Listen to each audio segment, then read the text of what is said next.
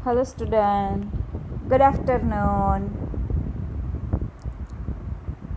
आज का हमारा वीडियो रहेगा निबंध लेखन का। मैं आपको निबंध करवा रही हूँ। आजकल हम देखते हैं कि हमारे समाज में हर क्षेत्र के अंदर भ्रष्टाचार बहुत दिख रहा है। इतना भ्रष्टाचार बढ़ गया है हमारे देश के अंदर कि अगर लोगों को कोई भी काम करवाना हो तो वो काम सीधी उंगली से ना निकले तो उंगली टेढ़ी करनी पड़ती है ना। उस तरह हर काम भ्रष्टाचार के आधार पर तुरंत हो जाता है। किसी भी क्षेत्र में आप जाइए तो आजकल इतना भ्रष्टाचार दिखता है हमें कि काम करना मुश्किल हो जाता है लोगों का। और ये भ्रष्टाचार सिर्फ एक ही क्षेत्र में नहीं है, बहुत सारे हर एक क्षेत्र के अंदर हमें भ्रष्टाचार दिखाई देता है। और इसी तरह के भ्रष्टाचार की हम आज बात करेंगे। और ये भ्रष्टाचार जो है वो शिक्षा के अंदर किस तरह से देखा जाता है उसके बारे में हम आज बात करेंगे। खास तौर पर शिक्षा भ्रष्टाचार के अंदर एक कैंसर बन के रह गया है। शिक्षा के अंदर बहुत सारा भ्रष्टाचार आजकल देखने को मिलता है। लोग क्या करते हैं, तरह तरह से डिग्रियां पाते हैं, जाली डिग्रियां ले लेते हैं, पैसे देकर डिग्रियां ले लेते हैं, सर्टिफिकेट पा लेते हैं। फिर हर एक क्षेत्र में आज इस तरह की शिक्षा के अंदर भ्रष्टाचार हमें दिखता है। अगर कहीं किसी को पास करवाना हो तो वहाँ भी भ्रष्टाचार। लोग पैसे लेकर बच्चों को पास कर देते हैं, अच्छे मार्क्स दे देते हैं, अच्छे क्षेत्र में चले जाते हैं।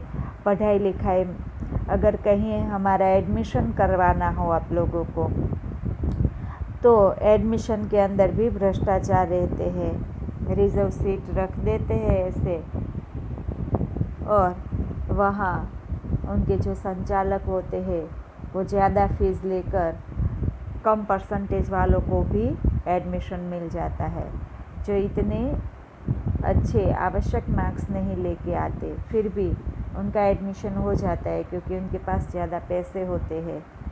इस तरह कुछ के पास नहीं होते फिर भी इस तरह के भ्रष्टाचार की वजह से वो भी ऐसा करने का चाहेंगे क्योंकि उनको डिग्री चाहिए। तो आजकल शिक्षा के अंदर बहुत सारे क्षेत्र में शिक्षा पाने के लिए, शिक्षा पाने के बाद नौकरियों के लिए और अच्छे मार्क पाने के लिए, सर्टिफिकेट पाने के लिए ऐसे ऐसे क्षेत्र में आज हमें भ्रष्टाचार दिखता है। तो ये भ्रष्टाचार की व्यापकता है शिक्षा क्षेत्र में। भ्रष्टाचार से बहुत सारे खतरे भी बढ़ रहे हैं क्योंकि जाली सर्टिफिकेट लेकर अगर डॉक्टर, इंजीनियर सब लोग बन जाएंगे तो फिर डॉक्टर हमें सही दवाई देगा भी कि नहीं देगा, ये भी एक प्रश्न है। हमारा सही इलाज होगा कि नहीं। अगर हमारा सही इलाज नहीं होता तो हमारी बीमारियां है वो दिन प्रतिदिन बढ़ती ही जाएगी, इनका फैलाव हो जाएगा। उसी तरह अगर कोई इंजीनियर है वो अगर सही तरीके से नहीं पढ़ा है, उनको सही पता नहीं है, अगर वो कोई ऐसी बड़ी बिल्डिंग, इमारतें या कोई पुल वगैरह बनाता है तो वो कितने दिन टिकेगा। कभी भी कोई भी बड़ा अकस्मात हो सकता है, जानहानि हो सकती है बहुत सारे लोगों की। तो ये सारे हमारे खतरे के निशान हैं। ऐसे ऐसे लोगों को अगर हम भ्रष्टाचार से पदवी दे देंगे तो ये हमारे देश के लिए भी नुकसानकारक है, हमारे लिए भी है।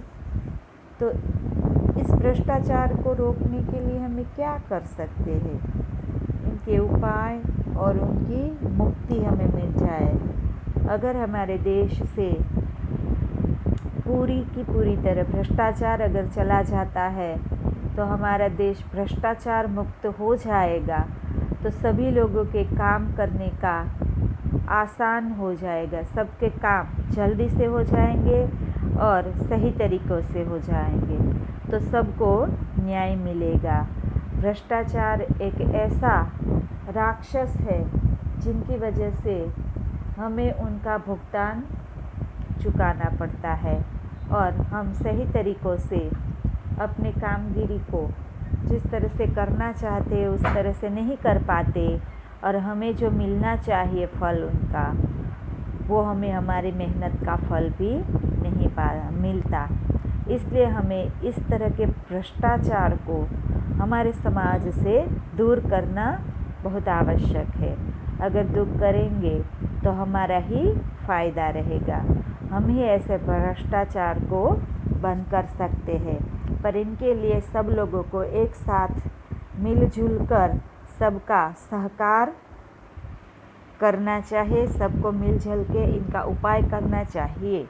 भ्रष्टाचार भी हम ही लोग बढ़ाते हैं और इन्हीं को बढ़ावा भी हम ही लोग देते हैं और उनको दूर करने की बातें भी हम ही लोग करते हैं, ऐसा हो जाता है। पर आजकल शिक्षा के क्षेत्र के अंदर बहुत सारा भ्रष्टाचार दिन प्रतिदिन बढ़ता ही जा रहा है, तो उसे भी हमें दूर करना चाहिए। अब आगे मैं आपको पढ़ के सुना रही हूँ। हमारा टॉपिक है भ्रष्टाचार, शिक्षा का कैंसर बन गया है आजकल भ्रष्टाचार। आप जानते हैं ना कि कैंसर का कोई इलाज नहीं होता। हमारे यहाँ आजकल कैंसर की थोड़ी बहुत सी दवाई मिलती है, फिर भी कैंसर ऐसा रोग है जिनकी दवाई जिनका इलाज करवाने से आपके कुछ साल बढ़ जाते हैं, पर बिल्कुल ख़त्म हो जाए ऐसा अभी तक नहीं हुआ है। इनकी दवाई इस तरह की नहीं है। अगर आपका स्टेज पहला दूसरा है, पहले स्टेज में अगर पता चल जाता है कि आपको कैंसर है तो उनका इलाज कर सकते हैं हम, पर जब वो इतना बढ़ जाए, इतना फैल जाए, तो उनका इलाज लाइलाज है, उनका कोई इलाज नहीं है। तो भ्रष्टाचार आज ऐसा ही एक कैंसर बन के हमारे समाज में पनप रहा है। इनको नाबूद करना बहुत ज़रूरी है। दुनिया में फूल है तो कांटे भी है, उजाला है तो अंधेरा भी है, सुख है तो दुख भी है। उसी तरह सदाचार है तो दुराचार भी है। भ्रष्टाचार का ही एक रूप है, भ्रष्टाचार दुराचार का ही एक रूप है। हमारे देश में तो कोई ऐसा क्षेत्र नहीं जो भ्रष्टाचार से मुक्त हो। भ्रष्टाचार का कैंसर शिक्षा जगत के स्वास्थ्य को चौपट करने में लगा हुआ है। तो क्या कहते हैं कि हमारी दुनिया में फूल भी इतने सारे हैं, उनके साथ साथ कांटे भी बहुत है। उजाला है तो उनके साथ अंधेरा भी है, सुख है तो दुख भी है। उसी तरह सदाचार है तो उन्हीं के साथ दुराचार भी है, और ये दुराचार भ्रष्टाचार का ही एक रूप माना जाता है। दुराचार यानी जो हमारा आचरण अच्छा न हो, जिनसे दूसरों को भी नुकसान होगा और हमें भी नुकसान होगा, ऐसा जो आचरण है उन्हें दुराचार कहते हैं। और भ्रष्टाचार है वो दुराचार का ही एक रूप है, क्योंकि भ्रष्टाचार है वो अच्छी बात नहीं है, वो सही काम नहीं है। काम करने का वो एक तरीका है, पर गलत तरीका है। इस तरीके से काम करना नहीं चाहिए। तो हमारे देश में कोई ऐसा क्षेत्र आज नहीं बचा है जहाँ भ्रष्टाचार ना हो। हर जगह भ्रष्टाचार हमें दिखने को मिलता है, और भ्रष्टाचार है वो हमारे शिक्षा जगत के अंदर उनके स्वास्थ्य को कैंसर की तरह खा रहा है, उसे चोट पहुंचा रहा है। इस तरह से भ्रष्टाचार को हमें नष्ट करने चाहिए।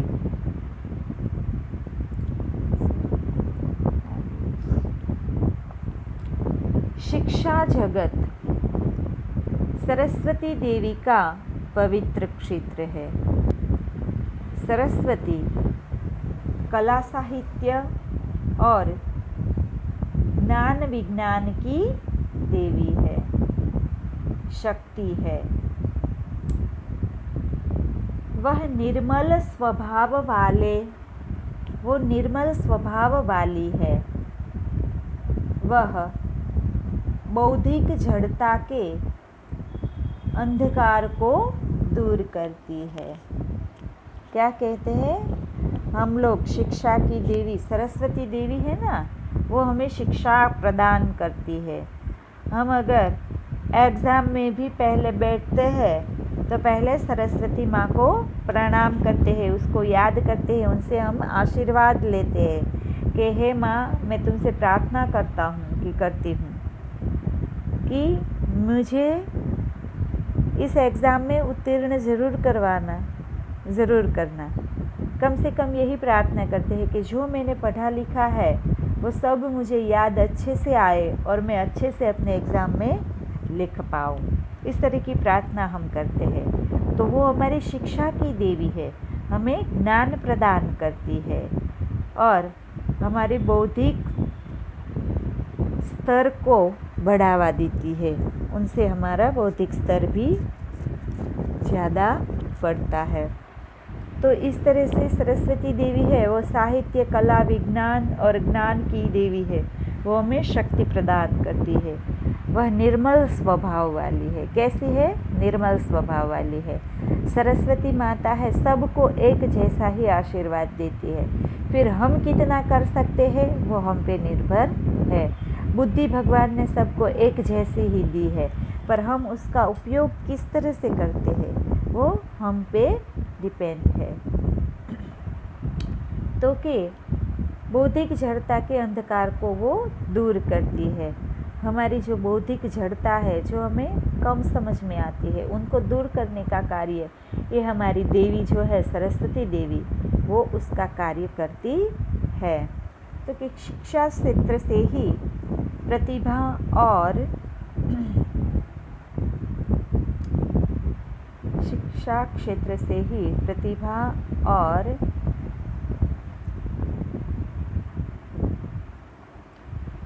योग्यता के दीप आलोकित होते हैं।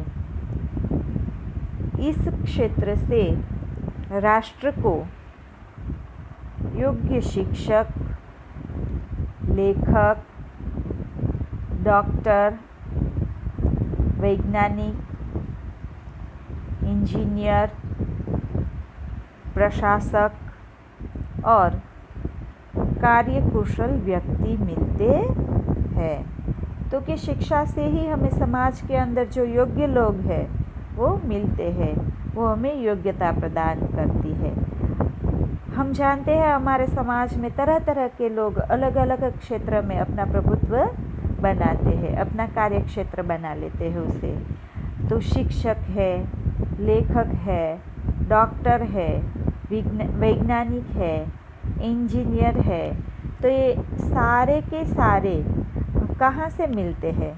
तो कि शिक्षा के अंदर से लोग पढ़ाई करते हैं, फिर अलग अलग क्षेत्र में अपना योगदान प्रदान करते हैं और अलग अलग क्षेत्र को वो चुनते हैं और उनमें अपनी कार्यशैली आगे बढ़ाते हैं, उनमें कार्यरत रहते हैं, वो उनके कार्यकुशल बन जाते हैं। पढ़ते तो सब लोग हैं, पर कोई इंजीनियर बनता है, कोई शिक्षक बनता है, कोई लेखक बनता है, कोई डॉक्टर बनता है, कोई वैज्ञानिक भी बनता है। वैज्ञानिक बन के हमारे देश की सेवा करता है, ऐसा होता है ना। तो तरह तरह के क्षेत्र में हर लोग अपना योगदान देते हैं। प्रशासक और कार्यकुशल व्यक्ति हमें शिक्षा में ही से मिलते हैं। शिक्षा पाने के बाद ही ये सारे लोग अपने अपनी कार्यकुशलता दिखाते हैं और एक आदर्श नागरिक बन के हमें मिलते हैं। आदर्श नागरिकता की जड़ें भी शिक्षा क्षेत्र में ही है। क्या कहते हैं कि आदर्श, जो अच्छा नागरिक, जो हमारे देश के लिए अच्छे कार्य कर सके, अपना आगे विकास कर सके, खुद का भी और देश का भी, और देश के लिए जो प्रगति कारक हो, ऐसे नागरिक को हम अच्छा नागरिक, आदर्श नागरिक कहेंगे। तो उनकी जड़ें कहाँ होती है, ऐसे नागरिक कहाँ मिलते हैं, तो कि वो भी शिक्षा के अंदर ही, जो शिक्षा प्राप्त करके लोग देश की मदद कर सकते हैं, ऐसे लोग हमें शिक्षा प्राप्त करने वाले लोग शिक्षा के अंदर से ही मिलेंगे।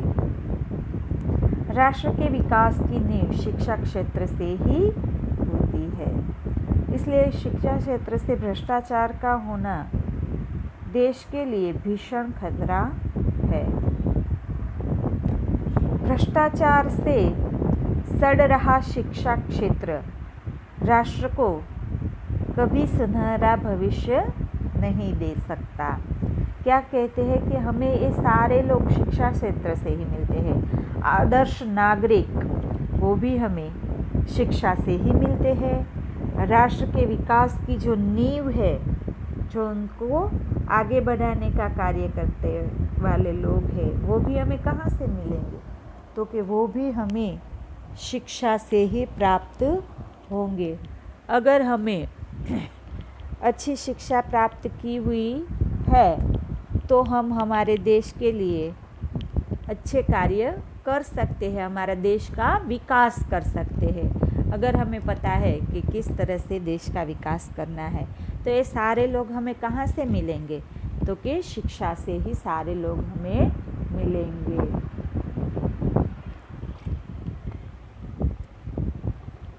और इस शिक्षा के अंदर से हमें हमारे देश का विकास करना है। ये हमारी नींव है, हमारा घड़तर है। तो ऐसे क्षेत्र में आजकल इतना भ्रष्टाचार बढ़ गया है कि ये हमारी नींव को सड़ा रहा है, उनको हिला रहा है। अगर ऐसा ही चलता रहा तो हमारे देश का विकास है वो अच्छे से नहीं होगा, हमारे देश का भविष्य है वो सुनहरा नहीं होगा।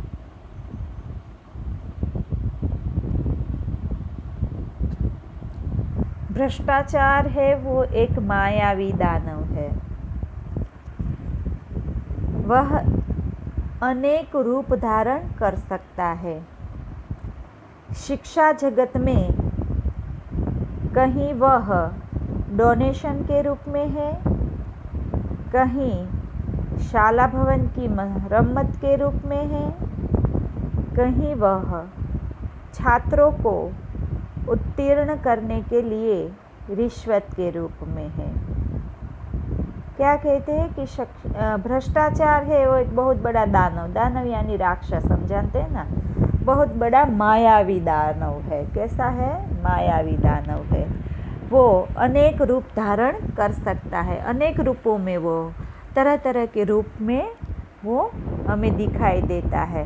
तो कि शिक्षा जगत में स्कूलों के अंदर आजकल डोनेशन की प्रथा भी बहुत चल रही है। आपको अगर एडमिशन चाहे तो आपको कुछ डोनेशन देना पड़ेगा। वो डोनेशन का रूप क्या होगा, तो कि स्कूल की मरम्मत के लिए, टीचर की सैलरी के लिए, शाला भवन के अंदर कोई बिल्डिंग की अच्छी बनानी हो तो उनके लिए भी वो लोग डोनेशन लेते हैं। तो अलग अलग तरह के डोनेशन होते हैं। अगर किसी स्कूल छात्र को अच्छी तरह से उत्तीर्ण करवाना है, अच्छे मार्क्स उनको दिलाना है, तो उनके लिए भी स्कूल प्रशासन इस तरह का फीस ले सकती है। तो उसे डोनेशन के रूप में अलग अलग तरह से देखने को मिलता है हमें शिक्षा क्षेत्र में। कहीं कहीं विश्वविद्यालयों के भ्रष्ट कर्मचारी नकली उत्तीर्ण प्रमाण पत्र छपवा कर बेच देते हैं। क्या होता है, कई विश्वविद्यालय, कई बड़े बड़ी जो कॉलेज होती है, विश्वविद्यालय जो होती है, वहाँ के कुछ ऐसे भ्रष्ट कर्मचारी है जिनको पैसे की बहुत सारी लालच होती है, वैसे लोग क्या करते हैं, तो नकली उत्तीर्ण प्रमाण पत्र बना देते हैं, फिर उनको छपवा कर बेच देते हैं। रुपयों के बल पर परीक्षा से पहले ही प्रश्न पत्र विद्यार्थियों के हाथ में चले जाते हैं। कुछ भ्रष्ट लोग ऐसा भी करते हैं। क्या करते हैं, तो कि रुपए लेकर प्रश्न पत्र है उसको विद्यार्थियों के हाथ बेच देते हैं। धन के बल पर जीरो पाने वाले हीरो बन जाते हैं। शिक्षा स्थानों के धन लोलुप अधिकारी अपनी जेबें भरने का कोई न कोई भ्रष्ट तरीका निकाल ही लेते हैं। क्या होता है, तो कि जिनके पास धन होता है उनके बल पर जिनके 0 मार्क्स आते हैं वैसे लोग भी अच्छे मार्क्स लेकर हीरो बन जाते हैं। और शिक्षा स्थानों के अंदर कुछ ऐसे लोलुप अधिकारी जो भ्रष्ट अधिकारी होते हैं वो अपनी जेबें भरने के लिए ऐसे कार्य करते हैं और कोई न कोई ऐसा भ्रष्ट तरीका वो ढूंढ ही लेते हैं पैसे कमाने के लिए, अपनी जेबें भरने के लिए। तो ये सब है वो हमारे देश में दूर होना चाहिए। इस तरह का भ्रष्टाचार शिक्षा के अंदर नहीं होना चाहिए। अगर इसी तरह से भ्रष्टाचार चलता रहा तो हमें जो मेहनत करने वाले लोग हैं उनको सही परिणाम नहीं मिलेगा। उनको जिन तरीक़ों से वो मेहनत करके आगे बढ़ना चाहते हैं वो आगे नहीं बढ़ पाएंगे। और हमें हमारे समाज के अंदर जो अच्छे लोग हैं जिनको हम अच्छे नागरिक कहते हैं वैसे नागरिक नहीं मिलेंगे और हमारे देश का जो विकास है वो सही तरीके से विकास नहीं होगा। ऐसे भ्रष्ट लोगों के हाथों हमारा विकास होगा जो सही तरीका नहीं है। तो इस तरह के भ्रष्टाचार को हमें दूर करना चाहिए। हमारे शिक्षा जगत के अंदर तो ऐसे भ्रष्टाचार बिल्कुल ही नहीं चलने चाहिए। भ्रष्टाचार वैसे कहीं भी अच्छा नहीं है, किसी भी क्षेत्र में भ्रष्टाचार है वो अच्छा नहीं है, क्योंकि इनसे आम आदमी को बहुत नुकसान होगा। जो मध्यम वर्ग के लोग हैं जिनके पास इतने पैसे नहीं है वो क्या करेंगे, वो ऐसे भ्रष्टाचार को बढ़ावा ही देंगे। उनके पास नहीं पैसे है तो वो पैसे कमाने के लिए ऐसे भ्रष्टाचार करेंगे, तो ये भी नहीं होना चाहिए। आगे शिक्षा में फैला हुआ यह भ्रष्टाचार आज राष्ट्र और समाज की जड़ें खोखली कर रहा है। भ्रष्टाचार के बल पर अयोग्य व्यक्ति उच्च पद प्राप्त कर रहे हैं। नकली प्रमाण पत्रों के सहारे नीम हकीम अपने शानदार दवाखाने खोलकर अच्छी कमाई कर रहे हैं। देखो भ्रष्टाचार क्या क्या कर रहा है। शिक्षा में ये भ्रष्टाचार जो इतना फैला हुआ है वो हमारे समाज की जो जड़ है, जो नींव है, वो कैसी बना रहा है, खोखली बना रहा है, कमज़ोर बना रहा है। खोखली होने से वो कमज़ोर हमारी नींव बन जाएगी। हमारे समाज का जो, हमारे राष्ट्र का जो विकास होना है वो विकास कमज़ोर पड़ जाएगा। तो भ्रष्टाचार के बल पर उच्च पद प्राप्त करते हैं लोग, फिर नकली प्रमाण पत्र भी खरीद लेते हैं और उनके नकली प्रमाण पत्रों के आधार पर नीम हकीम यानी कि डॉक्टर ऐसे बन जाते हैं जो शानदार दवाखाने खोलकर बैठ जाते हैं और अच्छी कमाई करने लगते हैं। तो ऐसे जो लोग हैं उनको अपना कार्य सही तरीके से करना चाहिए। इस तरह से भ्रष्टाचार लेकर नकली प्रमाण पत्र नहीं बेचने चाहिए। इनसे मैंने पहले भी आगे बताया कि हमें सही डॉक्टर नहीं मिलेंगे तो हमारा सही इलाज कैसे होगा। इस तरह हमारा देश का विकास भी अच्छी तरह से नहीं होगा। हमारे देश की नींव ही खोखली हो जाएगी, वो कमज़ोर बन जाएगी अगर ऐसा चलता रहा तो। नकली प्रमाण पत्र प्रस्तुत करके कच्ची शिक्षा वाले अध्यापक अनैतिक मार्गों से धन कमा रहे हैं। शिक्षा में व्याप्त भ्रष्टाचार के कारण देश में बगुला भगतों की फौज तैयार हो रही है। जो क्या कहा कि नकली प्रमाण पत्र पाके अध्यापक अनैतिक मार्गों से धन कमा रहे हैं, जो सही तरीका नहीं है। शिक्षा में इतना व्याप्त है भ्रष्टाचार का कि हमें लोग बगुला भगत की जैसे, यानी कि जो डुप्लीकेट नकली लोग हैं, जो सही तरीके से अपना कार्य नहीं करते, दो मुखी जो लोग होते हैं, वैसे बनावटी लोग जो कि फौज तैयार हो रही है, जो सही तरीक़ों से अपना कार्य नहीं करती। ऐसी फौजें तैयार अगर हमारे देश में होगी तो क्या होगा? हमारा देश का विकास बंद हो जाएगा, बिल्कुल, या तो रुक जाएगा, या सही तरीके से विकास जो होना चाहिए उस तरह से नहीं होगा। और आज़ादी की आधी सदी बीतने के बावजूद हमारा देश पिछड़े हुए देशों की सूची में शामिल है। देखो, हमारी आज़ादी कितने सालों पहले हो गई, तो कि हमारी आज़ादी होने के बाद आधी सदी बीत गई, 50 साल के ऊपर हो गए हमारे देश के। आज तो उनसे भी ज़्यादा बढ़ गए, 72 साल के ऊपर हो गए, उनके आसपास हो गए। तो कहते हैं कि हमारा देश है, फिर भी आगे उनका जो विकास होना था वो विकास आज भी नहीं हुआ है। वो आज भी हमारा देश है, वो पिछड़े हुए देशों की सूची में है। उनकी यादी में हमारा नाम आज उनके लिस्ट में है, पिछड़े हुए देशों के लिस्ट में हमारे देश का नाम है। इतने साल होने के बावजूद भी आज हमारे देश का इतना विकास नहीं हुआ है। उसका एक कारण है कि हमारे देश में भ्रष्टाचार का इतना व्याप हो गया है, इतना बढ़ चुका है। लोग प्रतिदिन इस भ्रष्टाचार को इतना बढ़ा रहे हैं, उनका व्याप इतना बढ़ गया है, इनको इतना बढ़ावा मिल रहा है। तो ये सब अगर दूर नहीं होगा तो हमारे देश का विकास भी कम होगा। ये भी सोच तक भी हो जाए अगर हमारे देश के आज़ादी के, फिर भी हमारा देश पिछड़ा हुआ ही रह जाएगा। तो हमें ये सब दूर करना चाहिए, हमारे देश को आगे बढ़ाने का कार्य करना चाहिए। इसलिए हमारे देश से संपूर्णतः भ्रष्टाचार को नष्ट करना आवश्यक है, बहुत ज़रूरी है भाई। शिक्षा क्षेत्र में व्याप्त भ्रष्टाचार को रोकने के लिए कड़े अनुशासन और नियंत्रण की आवश्यकता है। क्या कहते हैं कि इस तरह के भ्रष्टाचार को रोकने के लिए हमारे देश के अंदर जो हमारा अनुशासन है, उस अनुशासन को बड़े ही कड़े नियमों से बनाना चाहिए।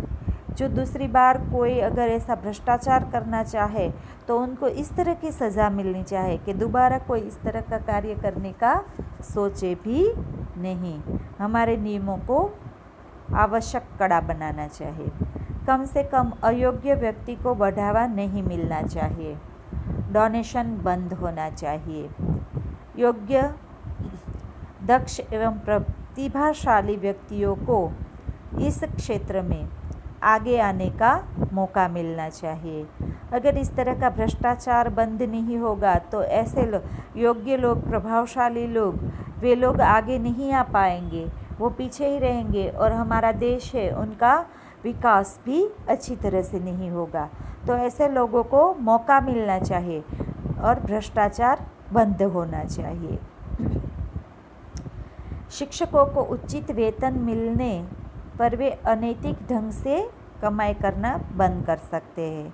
क्या कहते हैं कि शिक्षित जो लोग हैं उन लोगों को और शिक्षकों को अगर सही वेतन मिलेगा तो वो इस तरह से भ्रष्टाचार से दूर रहेंगे, वो अनैतिक ढंग से धन कमाने का कार्य बंद कर देंगे। तो एक ये भी उपाय करना चाहिए कि जो लोग मेहनत करते हैं उनको उनकी मेहनत के अनुसार उनको सही तनख्वाह मिलनी चाहिए, उनको उचित वेतन मिलना चाहिए। अगर उनको वेतन उचित मिलता है तो वो ऐसे अनैतिक ढंग से कमाई करने का नहीं सोचेंगे। ये एक ही क्षेत्र में नहीं, हर क्षेत्र में सबको उचित वेतन ज़रूर मिलना चाहिए। इस क्षेत्र में अपराध करने वाले को दंड मिलना चाहिए। समाज को भी शिक्षा क्षेत्र को भ्रष्टाचार से मुक्त करने में सहयोग देना चाहिए।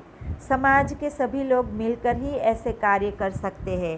तो सबको मिलकर इस भ्रष्टाचार को नष्ट करने का, मुक्त करने का भ्रष्टाचार से समाज को, तो सबको इसमें अपना योगदान देना चाहिए और सबको मदद करनी चाहिए, और सबका सहयोग अगर मिल जाए तो इनसे हम निपट सकते हैं अच्छी तरह से। आगे, शिक्षा में भ्रष्टाचार करना राष्ट्र की नींव को कमज़ोर करना है। क्या कहते हैं कि शिक्षा के अंदर जो भ्रष्टाचार हो रहा है वो हमारे राष्ट्र की नींव, जिनके ऊपर हमारे राष्ट्र के विकास की नींव खड़ी है, हमारे राष्ट्र को हम विकास करके आगे बढ़ा सकते हैं, वो नींव ही हमारी अगर खोखली होगी तो हमारे देश का विकास है वो नहीं होगा। हमारे विकास की नींव, इमारत जो है वो डगमगा जाएगी। तो शिक्षा हमारे देश की नींव है, वो उनकी जड़ें है। तो वहीं अगर ऐसा होगा तो हमारे देश के विकास में बहुत सी बाधाएं आ सकती है। कमज़ोर नींव पर राष्ट्रीय विकास की इमारत कैसे खड़ी हो सकती है? तो आप जानते हैं ना कि कमज़ोर नींव, अगर हम कोई घर बनाते हैं तो उस घर की नींव अगर वो कमज़ोर होगी तो उसके ऊपर घर पूरा खड़ा नहीं हो पाएगा। बिल्डिंग है, उसकी नींव पहले मजबूत बनानी पड़ती है। अगर वो ही मजबूत नहीं होगी तो उसके ऊपर जो बिल्डिंग खड़ी है वो कैसे खड़ी रह पाएंगी? नहीं रह पाएंगी ना। इसी तरह हमारे देश की नींव है वो शिक्षा है।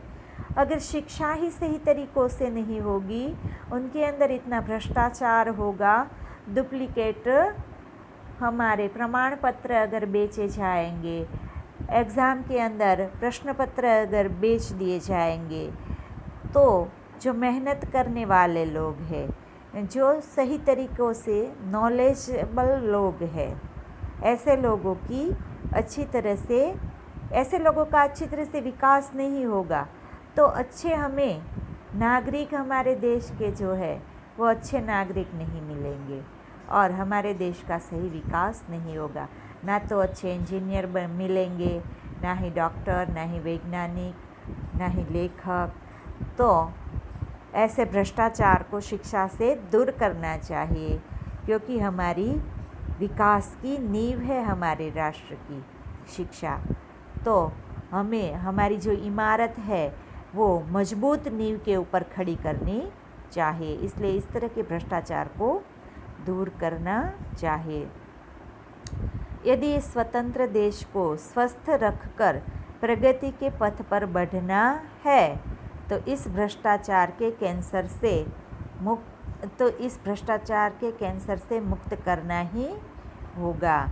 इसे अगर हमारे देश को स्वस्थ रखना है, इसकी प्रगति, इनका विकास करना है, तो इस तरह से भ्रष्टाचार के कैंसर को हमारे देश से दूर करना ही होगा। तभी हमारा देश भ्रष्टाचार से मुक्त होगा और उनका आगे सही विकास होगा। इसके लिए उपयुक्त शल्य क्रिया करने में ही बुद्धिमानी है। तो कि अगर हमारे देश की अच्छी तरह से प्रगति करनी है तो हमें ये सारे कार्य करने चाहिए और हमारे देश के अंदर से भ्रष्टाचार मुक्त करना चाहिए, भ्रष्टाचार को हटाना चाहिए, हमारे देश की नींव मजबूत बनानी चाहिए, ताकि हम अपने देश का अच्छी तरह से विकास कर सके और हमारे देश को इसका सही लाभ मिल सके। अगर हमारा देश इतना विकास करता है तो इसका लाभ भी हमें ही मिलेगा, पर भ्रष्टाचार को बढ़ावा भी हम ही लोग देते हैं। तो हमें इस तरह से लोगों को, हमारे देश में जो भ्रष्टाचार फैलाते हैं, ऐसे लोगों को रोकना चाहिए। इनके ऊपर कड़ी सज़ा करनी चाहिए, उनकी सज़ा मिलनी चाहिए, ताकि उनके सज़ा को देखकर दूसरे लोग भी ऐसा कार्य करने का ना सोचें और इस तरह से हम अपने देश से भ्रष्टाचार को मुक्त कर सकते हैं, भ्रष्टाचार को हटा सकते हैं, अपने देश का सही तरीके से इलाज कर सकते हैं, हमारे देश की नींव मजबूत बनाकर प्रगति कर सकते हैं।